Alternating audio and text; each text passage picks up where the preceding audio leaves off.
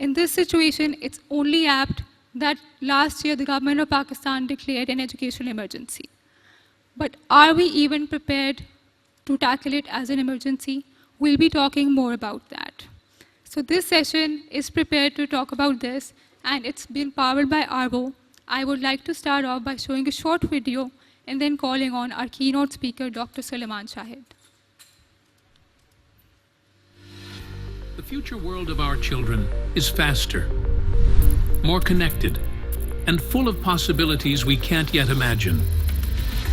And the potential to thrive in that world begins in our classrooms. Classrooms that inspire, adapt, and prepare every child for tomorrow. Arvo is that bridge, linking today's classrooms with opportunities of tomorrow. Arvo is your smart education partner, designed to reimagine how we learn, how we teach, how we manage education itself. For students, learning comes alive with curiosity and confidence. With every lesson at their fingertips, complete with engaging videos, interactive games, and instant answers from AI chatbot, learning becomes joyful, engaging, and without limits. For parents, complete visibility into their child's progress, confidence that learning is on track, and the relief of an affordable, tuition-free solution. For teachers, a world-class curriculum shaped for local classrooms, with ready-to-teach lesson plans, digital guides, and training videos. Teaching becomes structured, simple, and far less time-consuming. For schools, a connected ecosystem designed to lift quality and efficiency, enabling leadership, modernization, and a clear mark of excellence. Arvo isn't just a tool. It's a complete digital education ecosystem, empowering every stakeholder in education: students, parents, teachers, schools. Arvo, your smart education partner.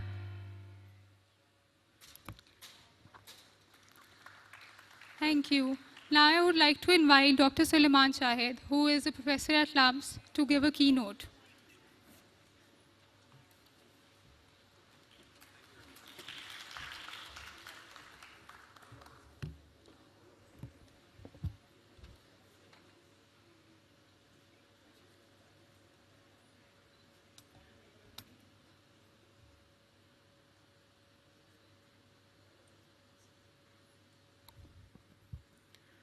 Assalamu alaikum everyone.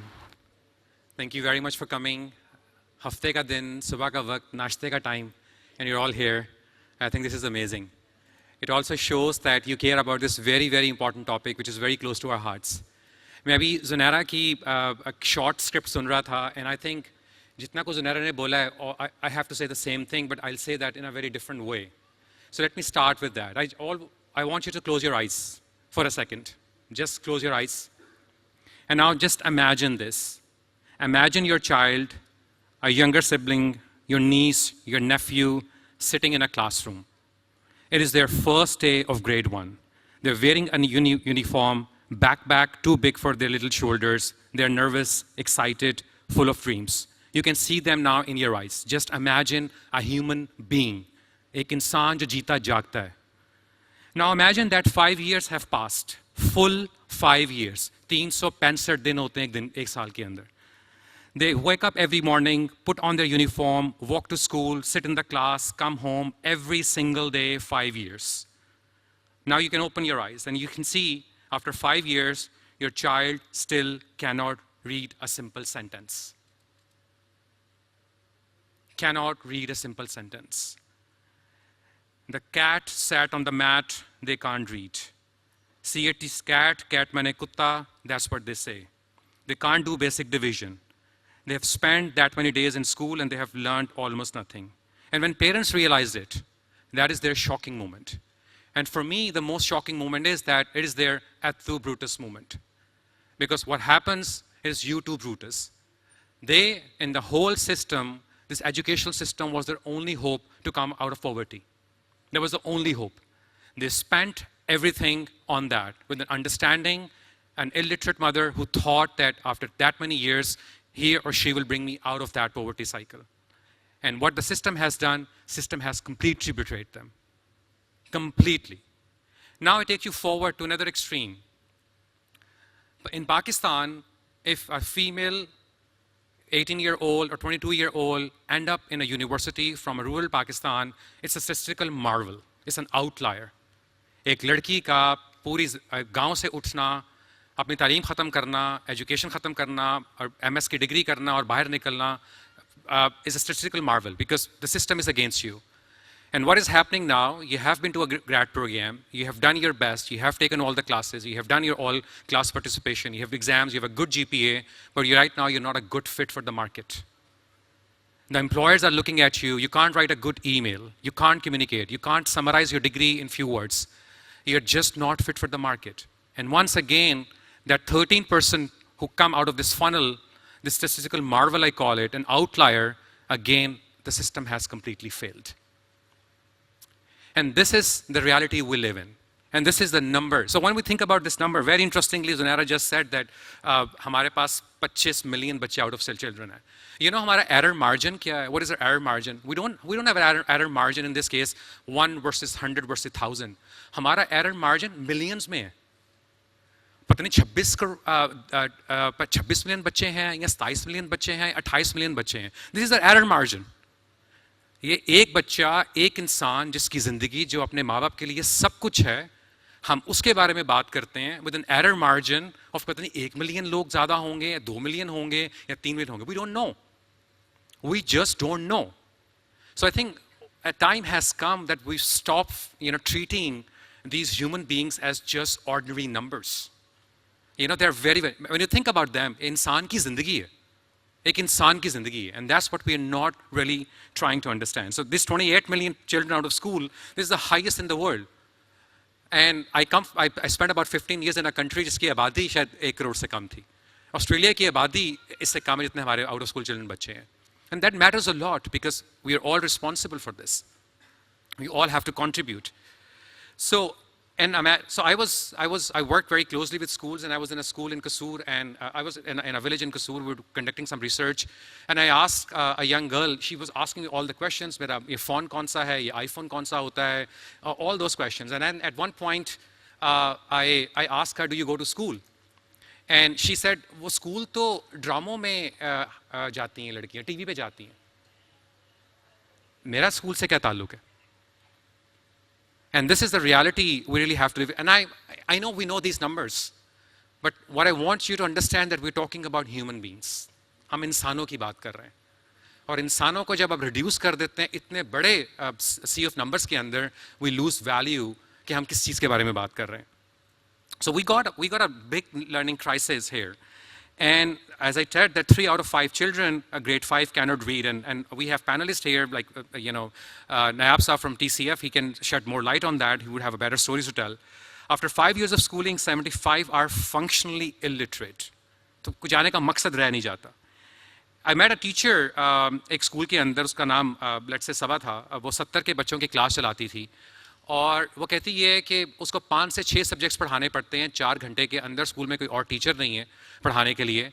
और उसने matric के बाद school join कर लिया था. सो जब मेरा driver का बच्चा या हमारे मेट का बच्चा उस स्कूल में जाता है जहाँ पे सबा पढ़ा रही हैं, और हमें उसको लगता ये है कि वो अब सुलेमान की नौकरी छोड़ के अगली मंजिल पर चला जाएगा, हमें पता है कि ये होने वाला नहीं है. एक आउटलायर निकल सकता है, but system is not going to support that.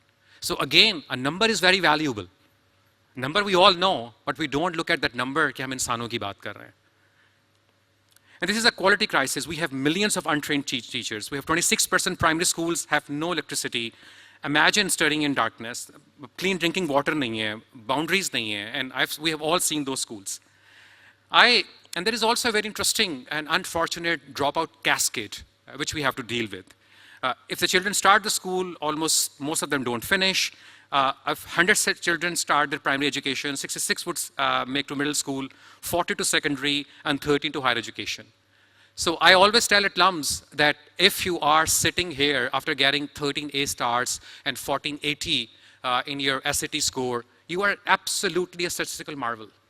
मतलब आप देखें आप कौन है पाकिस्तान के अंदर, आप निकलते जाएं, शुरू करें, करते you are 1,000 student. Look at, and you have to balance both the quality and the quantity and the quality also. So on the one hand, you can have a model like LUMS, or on the other hand, you can have a model like Punjab Group, where you have to balance the quantity with quality. Because if you only focus on quality, then you can only tackle 5,000 people. And that's not enough for Pakistan. So you have to manage quality versus quantity also, so that you have the quality and the quantity goes hand in hand. And that's very, very important. That's why we have thousands of people coming out from decent institutions. So एक और जो बहुत बड़ा मसला ये है कि अब हमें लगता ये है कि टीचर्स जो हैं वो केयर नहीं करते.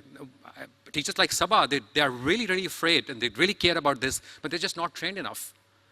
They might be awake at night कि बच्चों को पढ़ा नहीं सकती, but they don't have the right techniques and the tools and the framework just to be able to go into the class and manage the class.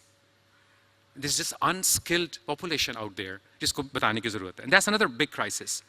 And जब मैं इन numbers की बात कर रहा हूँ, ये बहुत छोटे-छोटे numbers लगते हैं आपको, हमें देखने में लगते हैं, क्योंकि हम उनको एक बहुत बड़े 47.3% करके देखते हैं. और इन अगर नंबर्स को देख लें, there are 4 or 5 crises इसके बारे में हम बात करना शुरू कर रहे हैं. And the first and the biggest crisis we just saw post flood destruction जो कि हमारे urban areas के अंदर आई है. Right? So climate change is going to be a big reality. Another thing we are seeing at and not talking much about is malnutrition. जहाँ पे हम बच्चों पे जाते हैं, the kids are just not able to learn because when they come to the class, they don't have the ability to do that. Malnutrition is a huge crisis. We have disability in education, something I'm very passionate about, and that's a big area where the numbers are unbelievable and just not on the horizon, because anytime you go and ask about these numbers, they say, हमारे मुल्क पे 3 करोड़ बच्चे school नहीं जाते, आपको इनकी पढ़ी हुई है, 3.5 लाख है. Literally, these are the conversations happening. In the current government, things have changed a bit. And there is a new elephant in the room, and we are all talking about AI. And I belong to the group who think that AI is just not the next ordinary evolution. It is going to change the way we think, work, and live. And it's going to have a big impact not on those who are low in quality. It's going to have an impact on those who are absolutely good in quality. Those who are contributing to the society, we have to rethink about how to make them able so that they can contribute well again. That's what my point of view is. So, but the most important thing here is that we have also seen there's some hope. We've also seen that things actually work. We've also seen that if you do the right thing at the right time with the right intervention, we can get some results. And when you see some of the people sitting on the stage, an excellent example is TCF, you know there is some hope. If you start the system in a systematic way, you can do that. So I have seen, for example, digital learning platforms. We have thousands of people coming from all over Pakistan through digital learning platforms and actually serving when you have nothing but a mobile phone and a weak internet connection. You in Skardu and Balochistan. We have seen teacher training programs working and doing miracles. For example, in Punjab, we have seen the foundational literacy program done a very, very good job in improving the literacy of children because impact was through teacher training. We've seen what happens when higher education is being transformed and when universities are given the right to decide and the body on the top is not dictating everything. We've seen that we are we understand how to run this university. And we need a policy and we don't need a framework of dictatorship that's how you have to do it. So I think we have seen some of those great results there. And these are not fantasies. We have seen those things and we have seen that we can bring the change in the system. We don't need a system from Finland and from Australia and from UK, and we don't need all those McKinseys to come here and tell us how to fix those systems. I think we're trained enough, we have experience, we have a history of solving our problems, we have foundations where we have done that, we have systems and group systems we have done that. I think if we keep doing that in a systematic way, and we can resolve some of those things and some of the very, very important points I've been raising here. So I think we have to choose hope on this, and not a blind hope, but informed, determined, and relentless hope. Because hope is what, keep us busy. Hope is what all of us sort of care about. That's what sent us to universities. That's what brought you here. And I think with this hope, I want you to listen to us, contribute to this panel, and see what some of the team's panelists have to say about this very, very important topic. We have highlighted some of the important points, both in terms of the crisis we are facing, but also some of the opportunities we have on the table. And I think our focus should be more on the opportunities in the next 30, 45 minutes so that we can see how can we take it forward instead of talking about that there's a whole disaster, because that's what we see all the time on news. Thank you very much for your time.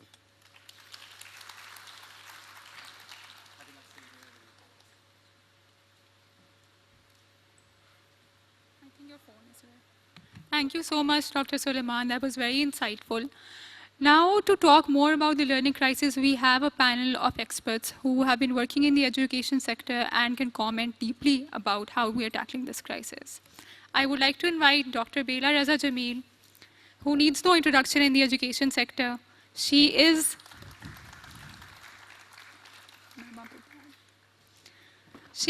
the CEO of Adara Talim Agahi. She is also the founder of Pakistan's Learning Festival. She is also the force behind ASER, which is the Annual Status of Education report. And her work in the education sector has changed the lives of millions of people. Then we have Mr. Syed Nayab Shah from TCF.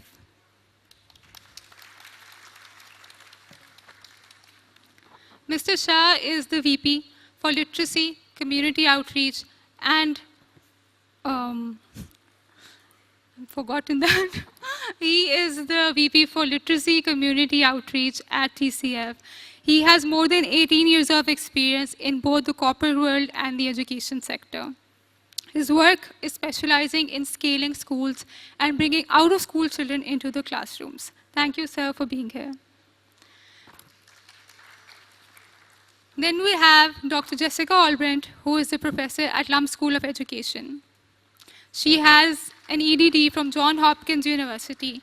She has more than 15 years of experience in teaching and learning, spanning across 6 countries. Her research specializes in using data practices and assessment to learn how to create opportunities of learning for traditionally marginalized students. Thank you, Dr. Jessica, for being here. Last but certainly not the least, we have Mr. Azam Ali Noon, who is the director of ARBO. He specializes in digitizing education. He holds an MPhil from the University of Cambridge, and he specializes in teaching and improving the curriculum. Thank you, everyone, for being here.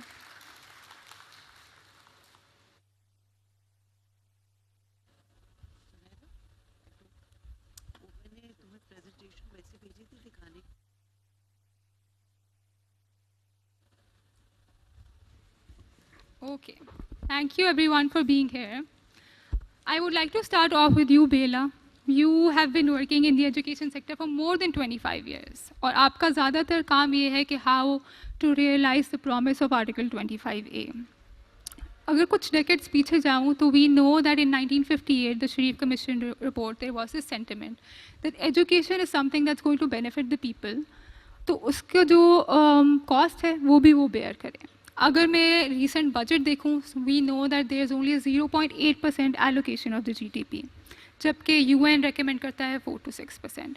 In your work, you also have been an advisor to the Federal Ministry of Education. I want to ask you that has this sentiment changed? And the other thing I would want you to comment on is, in such an environment, how do projects like Sanjay Nagar, which runs an IB school for underserved communities, get shortlisted as the world's best school?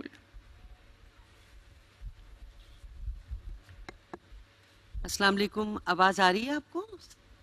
जी अच्छा, बहुत बहुत शुक्रिया. And I think just now the keynote sort of framed the challenges that we have.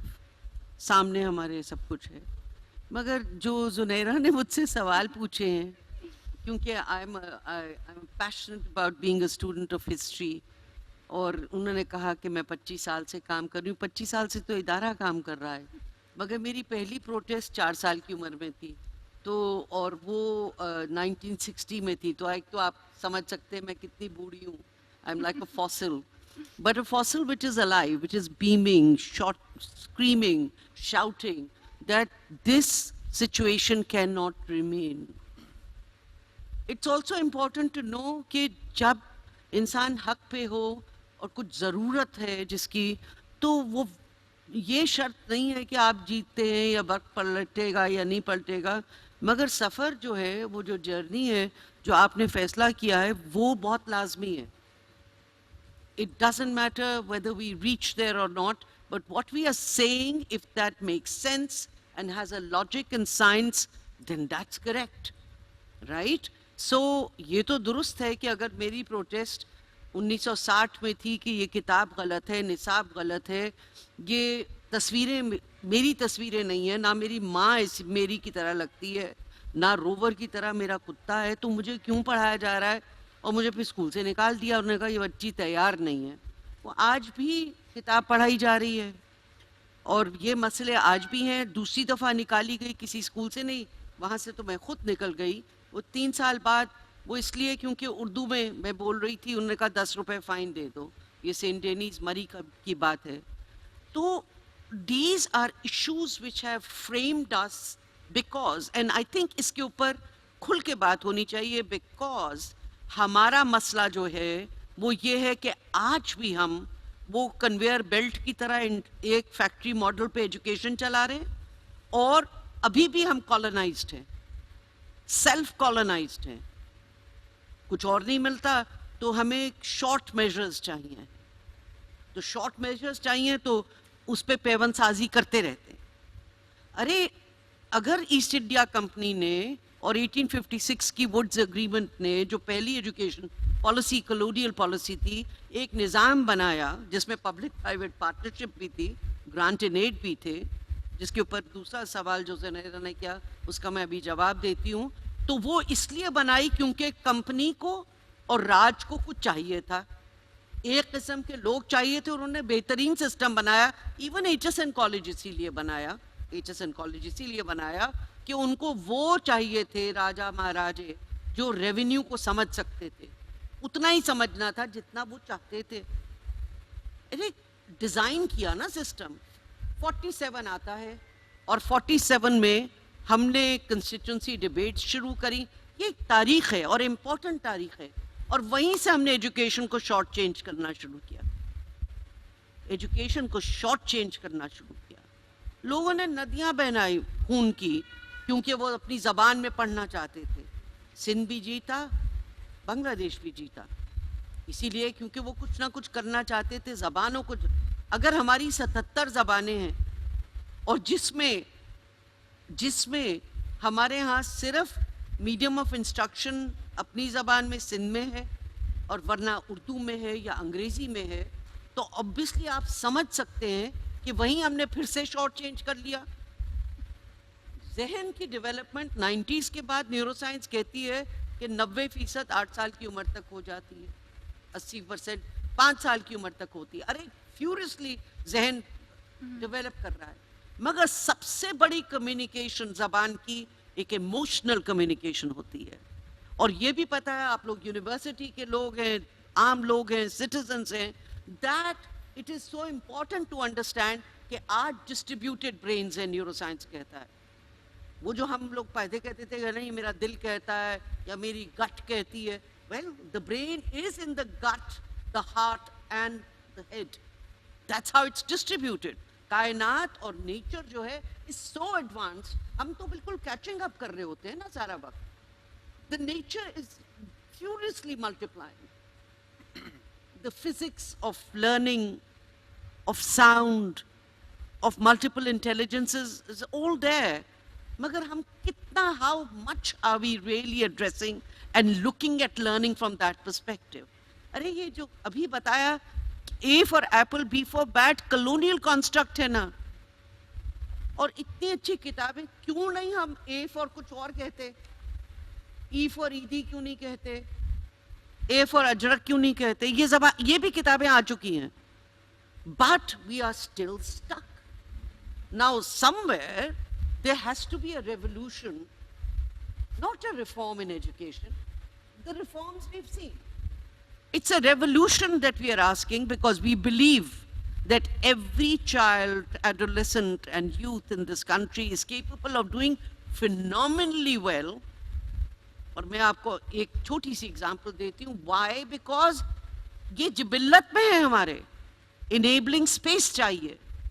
परसों मैं बैठी थी औरंगी में, एक कॉलोनी है फ्रंटियर कॉलोनी, आपको मालूम है Orangi is one of the largest slums of the country. Migrate करके लोग जाते हैं, ये पश्तो कॉलोनी है। फ्रंटियर पुराने ज़माने में NWFP था तो ये फ्रंटियर कॉलोनी बन गई, बच्चे सारे पश्तो बोलते हैं। And I was doing foundation learning, जो teaching at the right level है, जिसको हम इदारे तालीम आगई में चलो पढ़ो पढ़ो कहते हैं। It's an 8-week fast moving program जहाँ पे base line, mid line, end line होती है. And they were trying to make sense of literacy. अब सैडली क्लास 3 की लड़कियाँ थीं, मेरे ख्याल में सब 13-14 साल की थी. डिलेड एनरोलमेंट हुई होगी, ये भी एक बहुत बड़ा मसला है. और वो पश्तो में बोल रही थी और उर्दू में लेटर्स से वर्ड्स बना रही थी, फास्ट फास्ट फास्ट फास्ट, और मैं उनको रिकॉर्ड कर रही थी.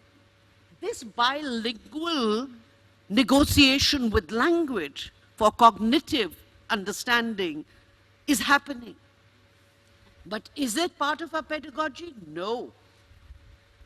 And it isn't, because we are not recognizing this is happening everywhere in the country. Everywhere. क्या टीचर को हमने कभी ट्रेनिंग दी कि जब बाइलिंगुअल नेगोशिएशन हो रही होती है तो वो क्या होता है, उसको प्रोसेस कैसे करें? तो क्वेश्चन है कि एक पूरा डिजाइन ही नहीं किया. Now you all know who are involved in software, in whatever you do, that in even everywhere there is a program in science or anything you want to move forward. आपको enterprise में आप लोग जाना चाहते, कुछ design तो करते हैं. हम कहते हैं हमने डिजाइन ही नहीं करनी एजुकेशन, हमने चीजें दे दी. आज हमने टॉयलेट्स दे दिए, आज हमने बैग्स दे दिए, आज हमने labs they the. That doesn't become a substitute for design. And therefore there is an importance that we are saying कि एक call to action है कि revolution होना चाहिए for education, which is drastic. खुसूसी तौर पे एक अच्छी खबर ये है, डोनर्स ने पैसे विड्रॉ कर लिए, अगले साल इससे भी ज्यादा कम होंगे, उससे अगले साल.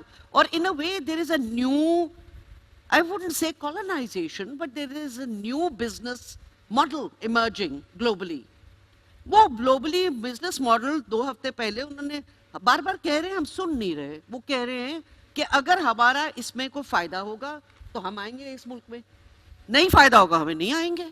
सो the question is, money is going short, you have to look at domestic financing much more intelligently than you are doing right now.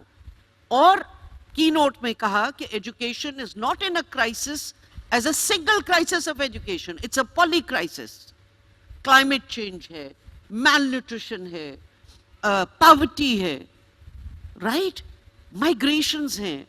These are all stories of a poly crisis. Therefore, you have to look at things multisectorally.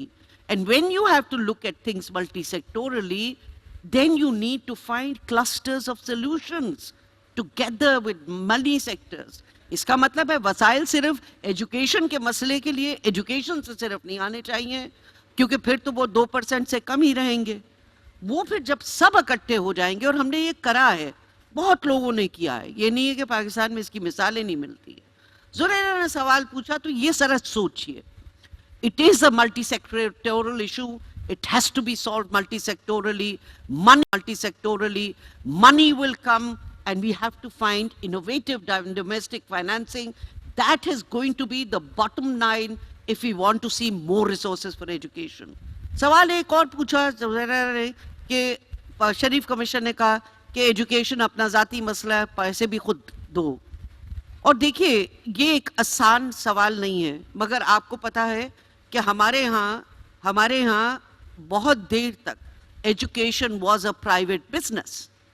Estate business तो war के बाद post world war phenomena है कि एक हम welfare state चाहते हैं और क्या नहीं करते, मगर उसमें भी जॉइंट वसाइल आते थे, कुछ स्टेट देता था, कुछ खुद देते थे. ज़मीन आज भी मोस्ट ऑफ द स्कूल्स की लोगों ने खुद अपनी दी हुई है. मगर ये सवाल है कि एक स्टेट रिस्पॉन्सिबिलिटी जब एक कॉन्स्टिट्यूशन में एक फंडामेंटल राइट की तरफ से आती है तो एक क्वेश्चन होता है, ये नहीं है कह रहा है स्टेट कह रहा है कि ये हमारी फंडामेंटल राइट है 25A में कि हर बच्चे बच्ची जो 5 से 16 साल के हैं, that is the responsibility of the state. Article 25 पढ़े, all citizens means all citizens without discrimination. आपको फंडामेंटल राइट्स भी इकट्ठे पढ़ने पड़ते हैं टू अंडरस्टैंड फंडामेंटल राइट्स.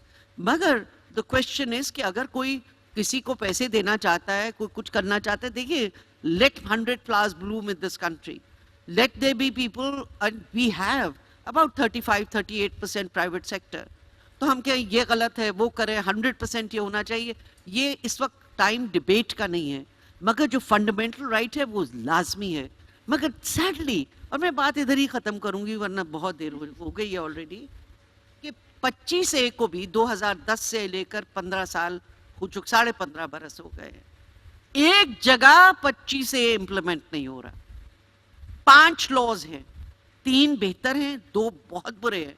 यानी खैबर पख्तूनख्वा का एक लेजी एक्ट है जो 1996 का एक एक्ट था, बना था, उसी को उन्होंने काटा पैटा करके उसको जहाँ पे एलिमेंट्री सेकेंडरी प्राइमरी लिखा था उसको एलिमेंट्री सेकेंडरी कर दिया।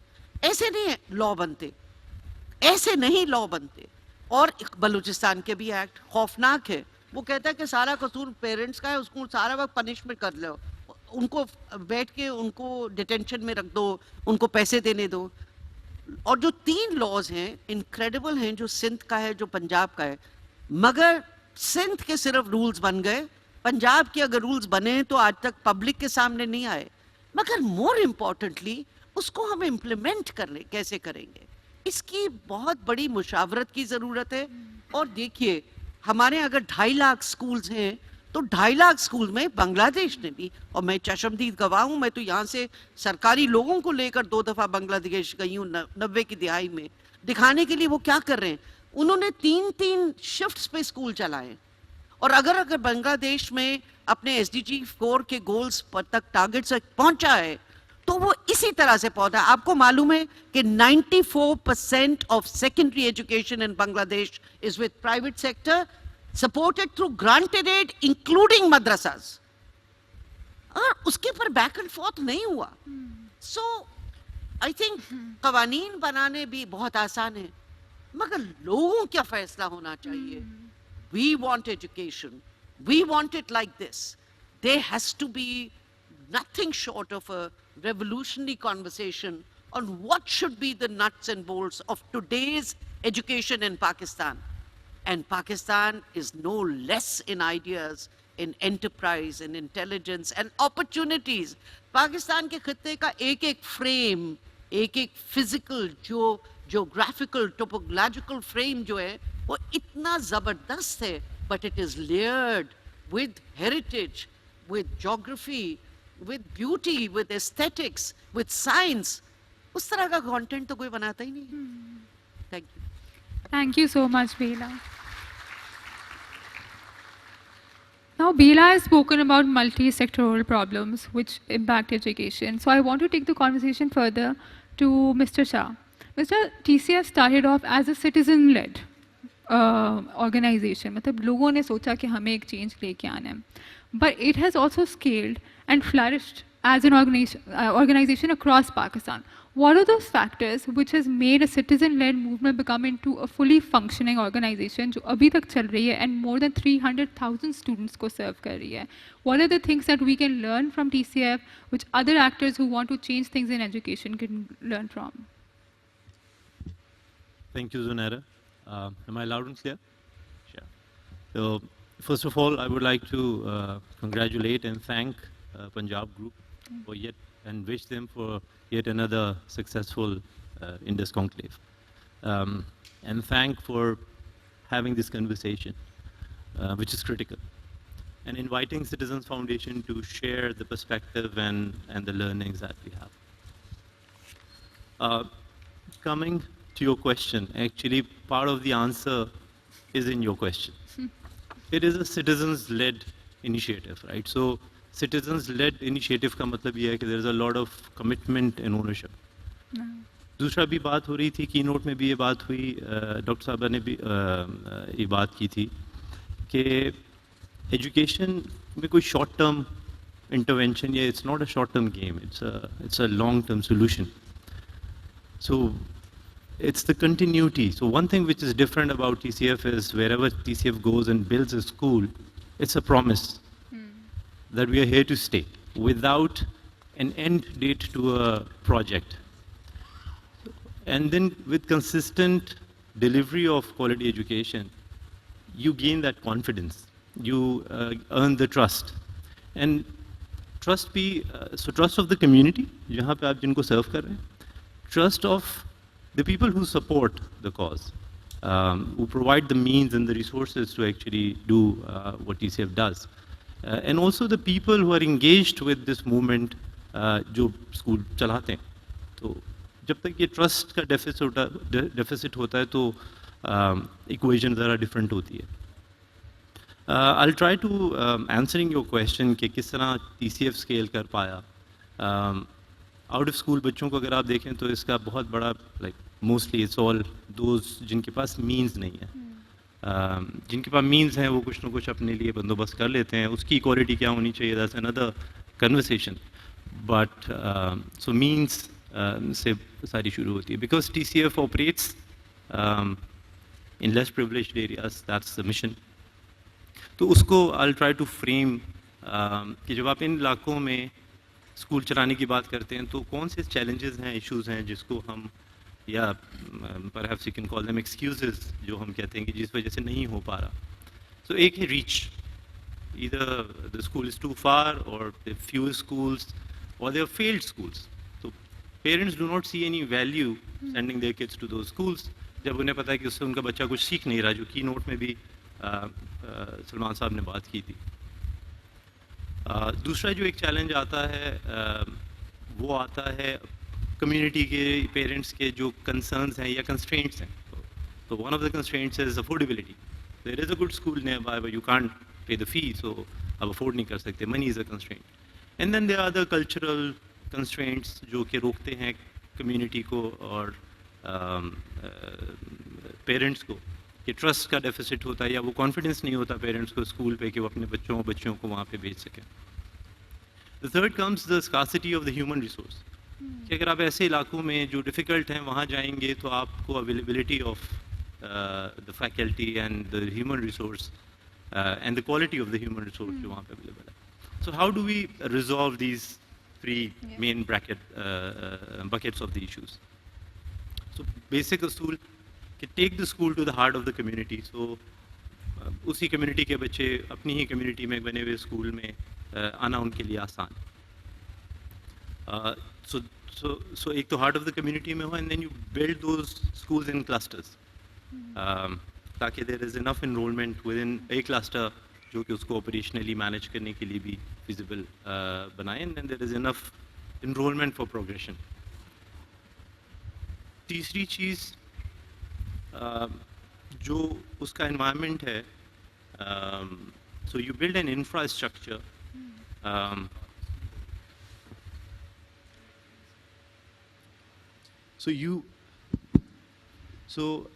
The third thing is that you build a safe space and infrastructure within that community, and that's not a failed school. So it has to be a good school ताकि parents जो है वो ये confidence रखें, ये trust रखें कि वो अपने बच्चे को ऐसी जगह भेज रहे हैं जहाँ से वो कुछ हासिल कर रहा है.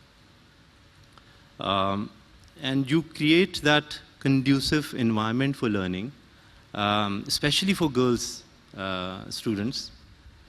So then that means जो कुछ बुनियादी चीज़ें हैं कि there is washroom and there is water and there is security.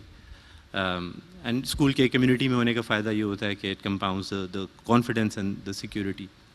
इसी चीज़ से आप लिंक करें the human resource. So you engage female faculty from the local community as much as possible and then develop that resource. और जहाँ वो resource available ना हो locally तो you find the close proximity आपको कहाँ से वो resource मिल सकती है and then you transport them to those schools within those communities. Even if it means running 15 million kilometers through 700 plus vans that TCF operates across Pakistan. So in a year, and then additional perhaps 6 million kilometers for the support of that. So you take that resource to that community.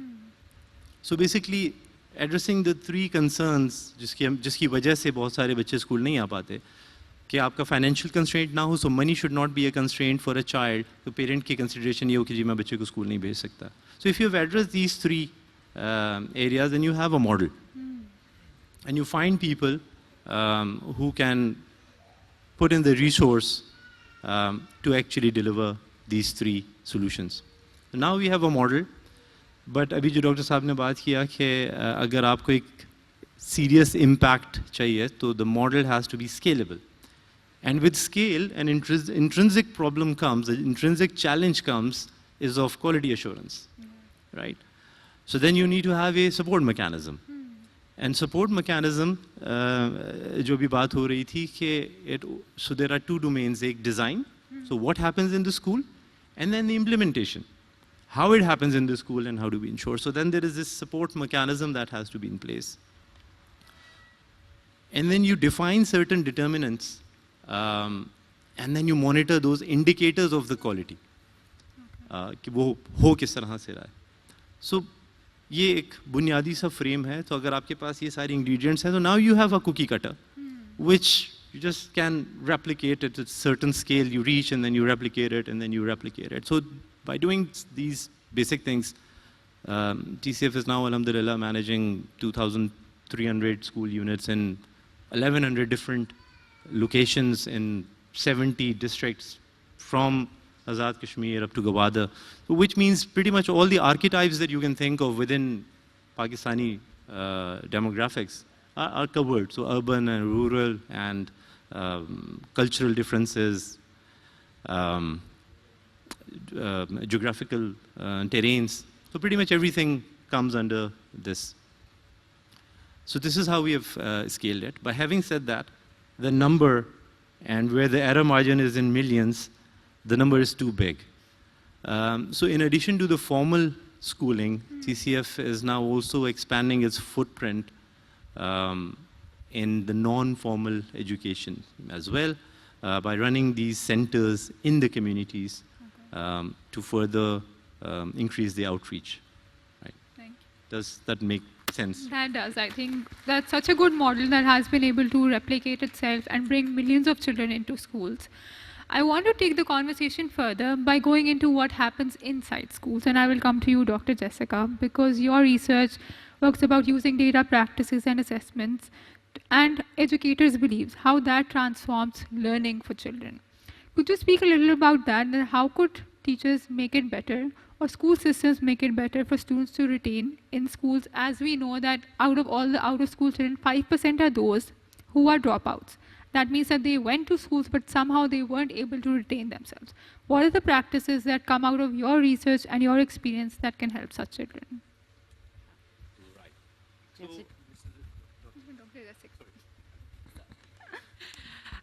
Thank you so much for this, Zanira. You know, I was a teacher for 20 years myself before I became a researcher in this area and in Pakistan.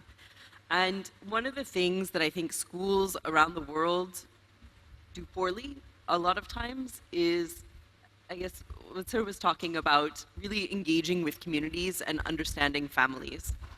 I don't know about your schooling experiences, but a lot of times in schools that I've worked at, administrators are afraid of parents, and parents are suspicious of teachers, right?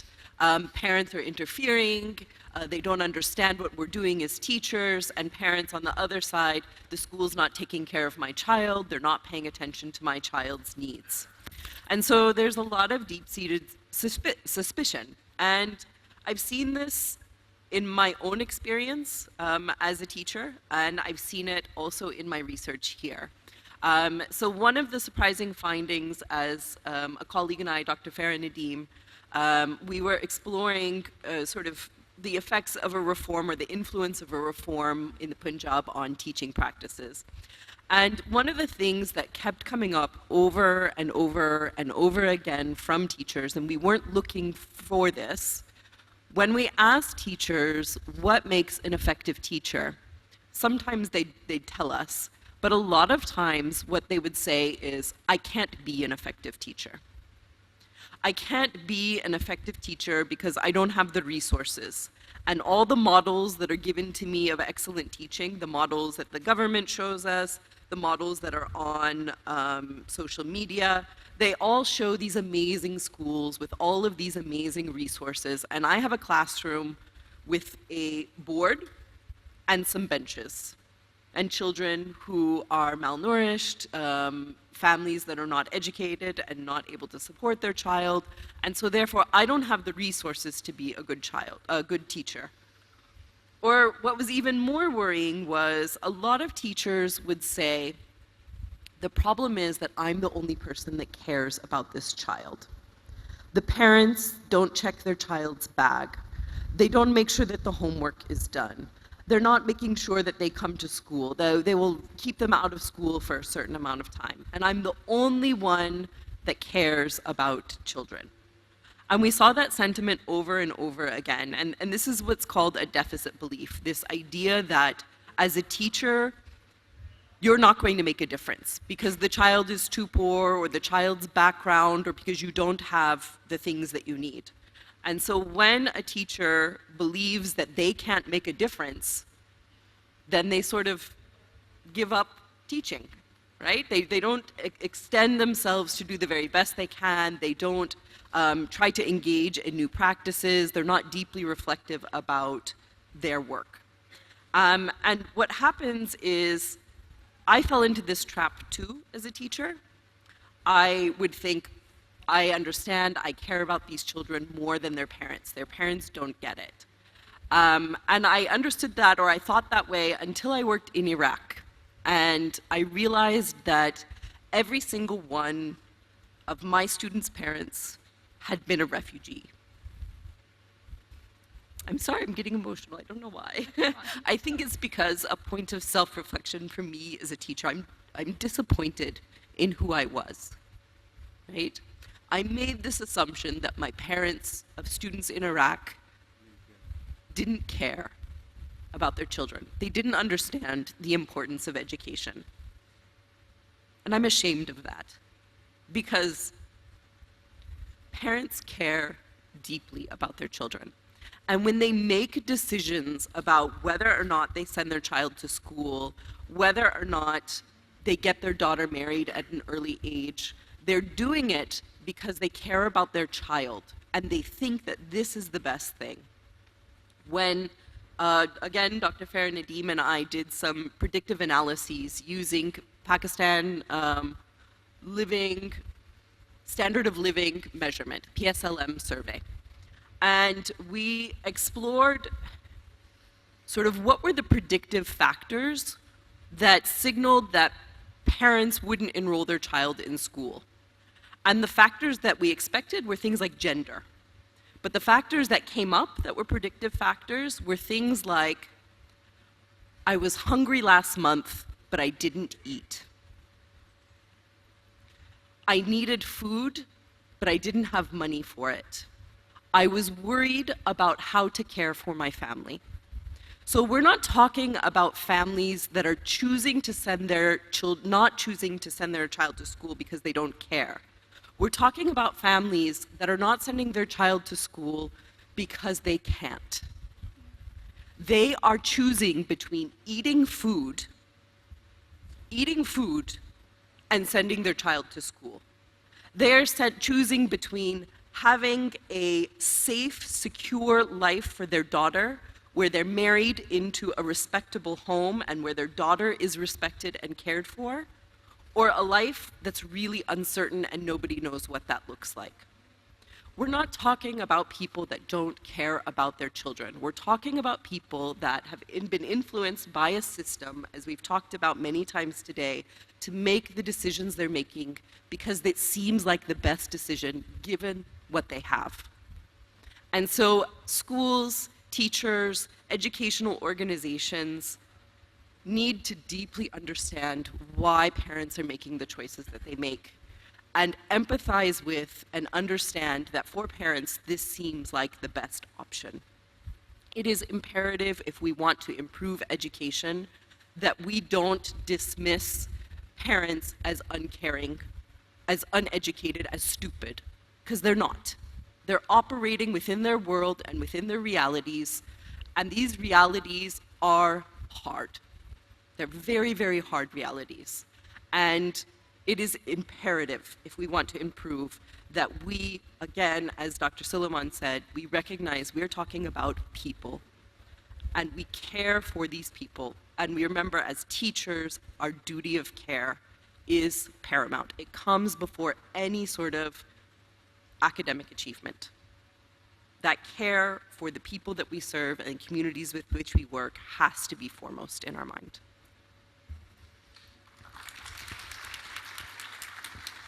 Thank you so much, Dr. Jessica, for being so open and vulnerable about this very important issue. I want to take the conversation a little deeper. I want to come back to Dr. Bela.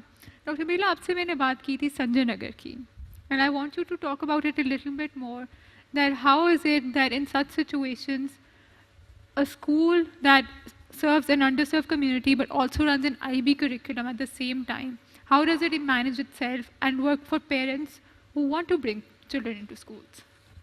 What Jessica just said, combine that with what we heard, the TCF story, the journey, and here is something that my father, living in Lahore, said, this is an act not of charity, but of belief, that the meek shall inherit the earth, just give them enabling education. Sanjay Nagar started its journey in 1995 in a rundown factory to a purpose-built space. And imagine where the girls and the students decided to rewrite the motto.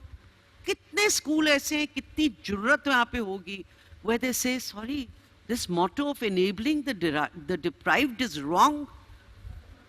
I said, rewrite the script, present it to the board. And the students presented enabling our future. And hence the motto became that. Imagine a father. Jessica spoke about the power of the parents, no matter what their education, but their passion for their children. And the father comes around and says, it's not what marks Varda got, how well she did in a matriculate exam, but you have changed. उन्होंने कहा हमारी नस्लें बदल दी हैं. Generations change when things go right. And we've all seen it with our eyes. And then, because I started my journey in the poorest schools of America, my first job was in Atlanta in a magnet school program. And that was a program for the poorest with an IB. And I was an assistant coordinator. And I said, if it poor in America can have it, then why not in Pakistan and why not Sanjay Nagar? And Sanjay Nagar means the abode of truth, the abode of learning. And we said, let's test the IBPYP program, the first program in the country for the poorest, but first program for pre-primary and primary was a certified program. And everybody could criticize, including Madam Naseem Kasuri, who's on our board. Why are you doing this? I said, because they deserve the best. They need holistic education. And just 2 weeks ago, when I was in England, we were celebrating 25 years of ITA and 30 years of Sanjay Nagar. Dr. Isha Khan, at the National Health System, she is a psychiatrist serving there, and many more everywhere. So is the story with TCF.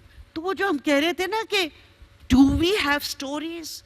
Do we have stories of making the impossible possible? Of making the ordinary become extraordinary? Sanjay Nagar is also that story. और एक जो उसका इंसान है, it's not about empowering one kid or 35 or 40 students who come out, graduate every year.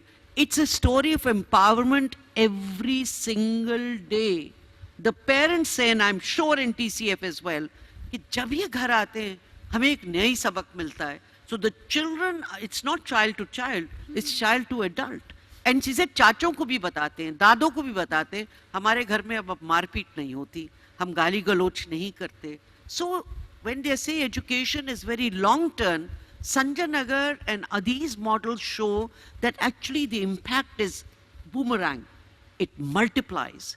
तो ऐसे school ढेरों होने चाहिए और ये आम बच्चों के साथ है and with what are seen as ordinary teachers. They say ordinary teachers कैसे कर सकते हैं? अरे कर सकते हैं. तो for that again you need a design and you need an internalization of that design and you need to value the parents, the community, the children, the teachers, the whole ecosystem that transforms education.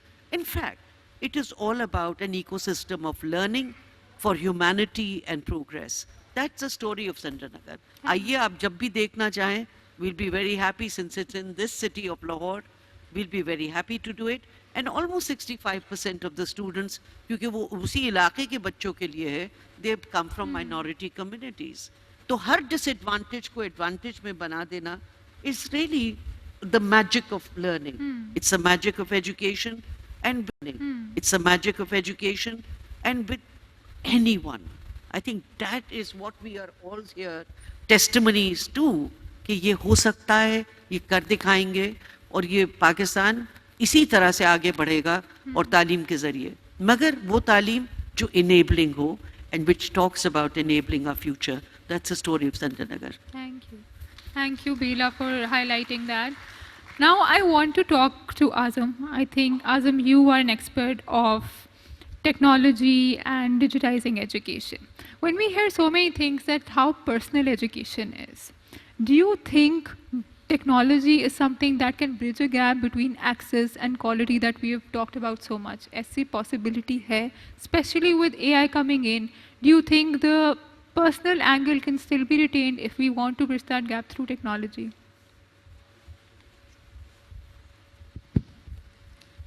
Zunaira, thank you so much for that question, and I really want to thank everyone for being here. Let me jump right into it. So, EdTech is the great leveler, and it has improved learning in a lot of scenarios. Like, for example, in Thailand, where a public-private partnership between UNESCO, Bangkok, the Ministry of Education, and Microsoft really helped improving literacy and numeracy outcomes in students. Another case study was of Sudan, where Can't Wait to Learn was a program where Arabic and numeracy showed profound improvement. And of course, even close by in Bangladesh, telementoring was a program that over the phone, education was delivered to remote villages, to mothers, and to out-of-school children. So of course, EdTech can be very helpful for out-of-school children. But I feel that EdTech can have a more lasting and profound impact for the other educational crisis, which are students that are already in school, but are suffering from what is called learning poverty. In the keynote, Dr. Suleiman said that our learning poverty, educational poverty, is around 75%. That means that a 10-year-old, 75% of 10-year-olds have difficulty reading simple sentences. And I also want to bring in the aspect of the pandemic, pre-COVID learning, learning during COVID, and post-COVID learning. So in 2019, for grade 3, there were about 20 to 25% students that were able to read a simple sentence and do division. During COVID, that number dropped to 10 to 15%. Post-COVID, in 2023, that number is between 3 and 8%. This is where EdTech can have the most profound impact, and not just for students, for teachers as well. So, you know, when I shifted to EdTech, I asked myself that platforms exist. Khan Academy is doing great work. YouTube has some phenomenal resources. But what are we doing differently? And that is where our local context comes in. Ms. Bela pointed out that we are Pakistanis. We've got rich, diverse history. We've got stories. We've got our geography. We've got our culture. Why can't we go with A for Ajrak? Why can't we talk about our culture, our traditions? So with EdTech, there is room to do that as well. This is a inflection point where we can customize and bespoke EdTech solutions for the Pakistani students, both out of school and in school. The next question that you asked was on AI. AI is going to be the great game changer. It's going to change everything. And I feel that now it's not just a matter of, weeks or months. AI can transform in a matter of minutes. It can make customized solutions. So one question that we have to ask ourselves is, are we making our students ready for the future? And those skills that the next employers are going to be looking for are problem solving, their creativity, and most of all, resilience. And that is something that EdTech can also incorporate. That is what we're doing consistently in our platform and in our program as well. Thank you. Thank you so much, Azam. Now, because obviously we're running out of time, I want to conclude by, I just want to conclude by asking all of you, what is the first thing that if you had to change, वो पहली क्या चीज़ होगी that you will pick in the education sector that should be everyone's priority? I would start off with you, Bela. आप पहले बताएं, and then everybody I just want to ask. I think given the fact that in Pakistan, we have tested out just about everything, including EdTech, very successfully. But the first thing I think that is desperately needed is the education design for Pakistan going forward. And that includes issues of learning, foundational learning. It includes issues of access with sustainability and equity and inclusion. Because ये सब चीज़ें ऐसी हैं जो अगर हम design करने लगे तो फिर हम आगे चलेंगे, then multiple pathways will open. But our problem is we still haven't designed education right. And sorry, it's a major design flaw that is keeping us away amidst, I think, thousands of solutions which have been tested. So we can actually accelerate if we decide to do that. Let's do the education designing and let's do it together. Thank you. Azam. So if there's one thing that I would change immediately is put problem solving and learning how to learn into the curriculum far more than it is now. I don't know what the future is going to look like. I've had this discussion with a couple of colleagues. I think a lot of our existing jobs, they're not going to exist. Yeah. So one thing is for sure, if our Pakistani students learn how to learn, then we're future-proof. Then we're ready for whatever comes our way. Thank you. Mr. Shah. Yeah, so I would just add to what just been said.